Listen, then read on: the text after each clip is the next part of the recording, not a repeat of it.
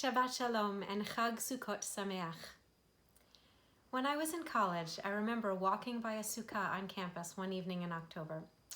It must have been the Hillel Sukkah, set up on the main quad in the middle of downtown Ann Arbor. I was with a friend and we decided to just go in and sit for a minute. 2 hours later, we were still in there, enjoying the night sky and talking about all the things friends talk about. There was something magical about being in that space in the cool night air. It was outside, but inside, private but public, impermanent, but linked to an eternal tradition. My family didn't really do much for Sukkot when I was growing up, and walking into that Hillel Sukkah as a young adult touched something in me I didn't even realize existed.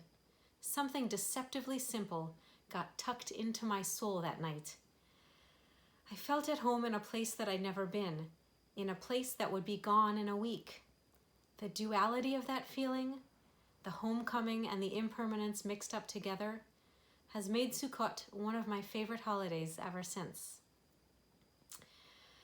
In our new pandemic-tinged reality, the duality that is so sweet on Sukkot has seeped into many parts of life. We are so often together but apart. We are fragmented but whole.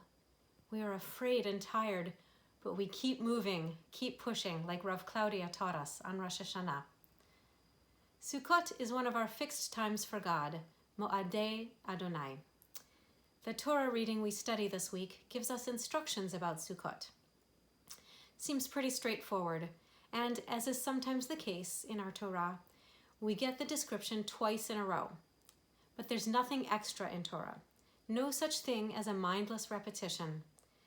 What this one adds is a very important instruction. Usmachtem lifnei Adonai Elohechem shiv'at yamim.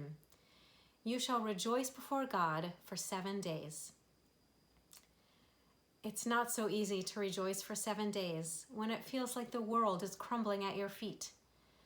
There is, to put it mildly, a lot going on these days. We know that the world has always had hardships and that our people have a long history of endurance, but rejoicing can feel like too much to ask. Never mind rejoicing for 7 straight days. Part of the liturgy we would be chanting this Shabbat if we were in Shul is Hallel, a delicious array of psalms, melody after melody.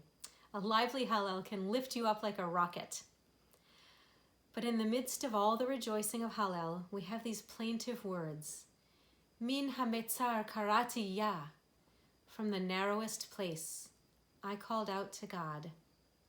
And its reassuring and dualistic response, Anani v'merchavya.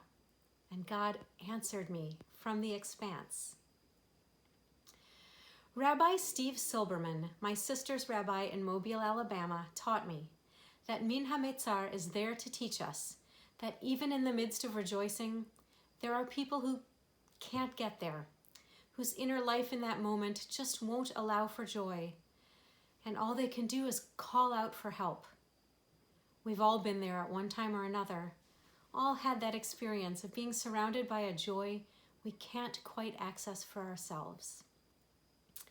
We also read in Hallel, Lo hametim yehallelujah v'lo kol yordei duma. The dead cannot praise Adonai, nor can all those who have fallen into silence. The message is clear.